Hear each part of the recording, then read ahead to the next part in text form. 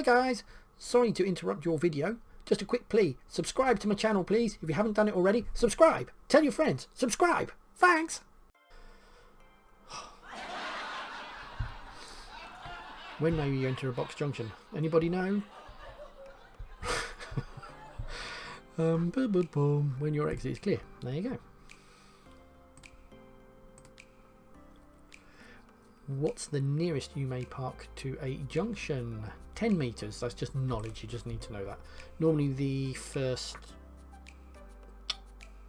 street light, that's the word I'm after, street light, is normally about 10 metres away, which is on average 2.5 car lengths. So you are not allowed to park within 10 metres of a junction. That's just knowledge. There's nothing, no way you've got to remember that. You just pick it up. It's 10. Don't park within 10 metres of a junction unless in an authorised parking space. This is to allow drivers emerging from or turning into the junction a clear view of the road they're joining. It also allows them to see hazards such as pedestrians or cyclists at the junction. You see these double white lines along the centre of the road. When may you park on the left? To let people out. We know this. We have done this many times already. Don't forget the milk. Wait, what? Oh my god. Losing the will to live here. When my exit is clear, people. Where's the safest place to park your vehicle at night? Okay, so out of this lot, where's the best? In a garage. Perfect. If no one can see it, they're unlikely to break into it. On a busy road, still might break into it.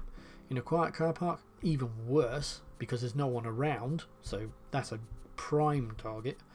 Near a red route. What, on it? Really? It's in a garage, isn't it? If you park your car in the garage, no one knows it's there. So if you have a garage, use it. Your vehicle is less likely to be a victim of car crime if it's in a garage. Also in winter, the windows will be kept free from ice and snow. So that's nice. Nice. You're on a road that's only wide enough for one vehicle. What should you do if a car coming towards you? Right, find that passing place on your left. There it is. When would you use the right-hand lane of a 2-lane dual carriageway? Right, so the rules in England are we drive on the left, the right-hand lane is for overtaking or turning right. That's just the general rule in England, alright? And we're driving in the right-hand lane of a 2-lane dual carriageway. So, when you're turning right or overtaking, yes, that's what I just said. Amazing. When you're passing on, no. When you're staying in the no. When you're travelling, no. Overtaking or turning right. That's it. Once you have overtaken, you should go back to the left, unless you're just about to then subsequently overtake again or turn right. When may you stop on a clear way? Well, that is never. Clear way, that's the cross. An urban clearway is the single one. Terminology. You may not stop on a clearway because it's a clearway. Clearways are in place so that traffic can flow without obstruction of parked cars. Just one parked vehicle causes an obstruction for all other traffic. You mustn't stop where a clearway is in force, not even to pick up or set down passengers. Alright? What's the national speed limit for cars and motorcycles on a dual carriageway?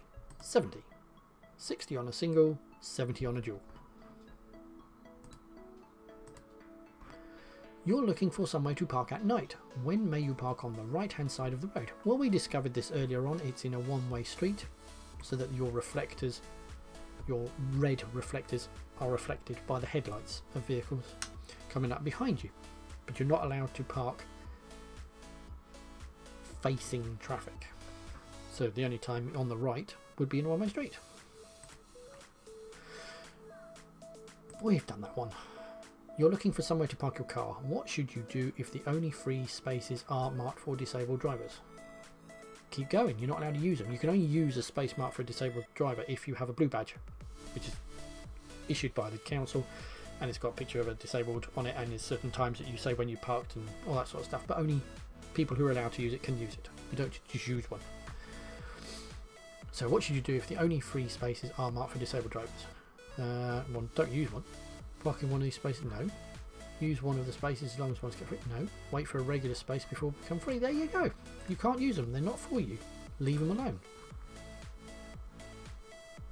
Are they trying to drive me up the wall here? How many times do I have to ask the same question? When your exit road is clear.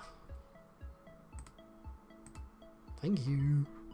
You want to turn right at a box junction. What should you do if there's oncoming traffic?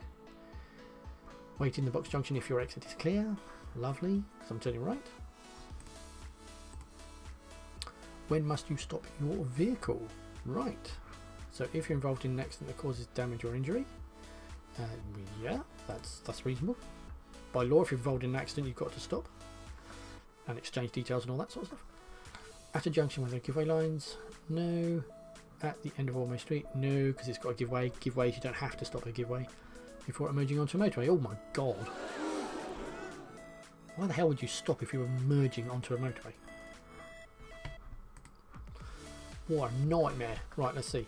You must stop your vehicle when signalled to do so by a police, DVSA or traffic officer, traffic warden, school, crossing patrol, i.e. lollipop lady, or red traffic light. You must also stop if you're involved in an incident that causes damage or injury to another person, vehicle, animal or property. And a stop sign. They've missed the stop sign out. You're turning right onto a dual carriageway. Right. Okay, so if you're turning right onto a dual carriageway, you must be in a side road going through a central reservation and then turning right. You're probably going to go across dual carriageway. So you're probably going to go across 2 lanes, then a central island, then turn right. So what should you do if your vehicle is too narrow? You should make sure... Here we go. Can you see that? That's what they're talking about. Just here. So you're going past the 2 lanes into the central island and then turning right. That's what they're getting at there. And you can tell by that picture that there was a caravan. He was blocking the lane. You can't block traffic. So what should you do if the central reservation is too narrow to contain your vehicle? You must go across all lanes in one. So proceed to the central reservation. No, because you'll block the road. Wait until the road is clear in both directions. Yes. Stop in the first, no, because you'll be blocking. Emerge slight, no. No, you've got to wait sure it's good. If there is an island big enough for your entire vehicle, then you can do it one carriageway, then the other. But if it's a narrow central island, you've got to do them all in one. Ah, the world's most favourite question.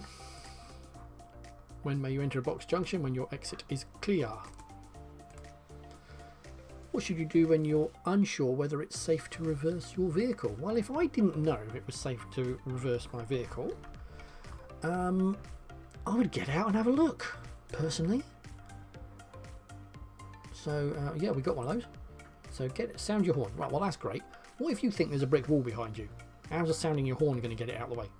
Rev your engine. Likewise, how's a brick wall going to get out of your way? Get out, have a look. Reverse slowly into the brick wall. Yeah. I mean, when I come home every night, I reverse onto my driveway and my cat has a habit of running behind the car and then falling over. So sometimes we have to get out the car to pick the stupid thing up and then carry reversing the car onto my driveway. Because he's an idiot. How should you signal if you're going straight ahead at a roundabout?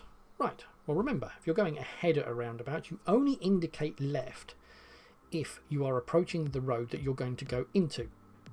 That's the only time. And obviously if it's the first exit, then you are already approaching, so therefore you can indicate left on the approach. But if you're going after the first exit, then we can't indicate, because we'll be saying that we're going to the first exit when we're not. So therefore, if I'm going straight ahead at a roundabout, I can only signal left after the previous exits, and I sure as hell don't indicate right, because I'm not turning right, I'm going ahead. So I don't indicate on the approach because I'm going ahead, and then I indicate left as I'm leaving. That's it. So signal, no, I don't signal right. Signal left when you leave the roundabout and enter the new road. I'm loving that. Signal right, no, you don't signal right. Signal left just after you pass the exit before the one you're going to take. Yeah, sorry, that one. Because what's that then? Signal left after you leave. Oh, not after you left the roundabout. How would that help?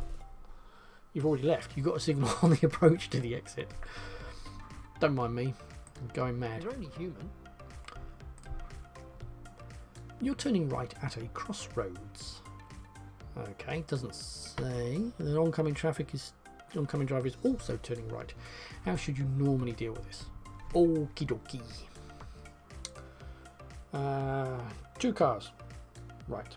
Now, if we had that, then as we pass in front of this car, my vision is blocked for what's coming down this road here. See? So if I could go behind him like that, and then go around, now I get a really good view. He's behind me, so we can't hit each other. So you would normally go around the back of each other. You get a good view, and then you can turn into the side road. So the way I remember it is the left-hand side of your car is the near side, because that's near the curb, and the other side is known as the off side. And so they will often say keep the vehicle on your right and turn behind it, offside to offside. Yes, so we're going driver's door to driver's door, which is offside to offside. That's the best way. Sometimes you will have to do it on the left, but it depends upon the layout of the road, but ideally we want to go behind them. Yeah. So at a crossroads, traffic normally turns offside to offside, which is driver's side. This is the safest way to turn, but sometimes the layout of the road markings indicate drivers should pass near side to near side. Now if you have to do that, you have to go really slow, and it's like you've got a giveaway line there, and you've got to creep. Got to check it's nice and safe. And remember, whenever you're turning right, make sure you look in the road you're going into before you turn. Don't just turn and go, oh, there's a pedestrian.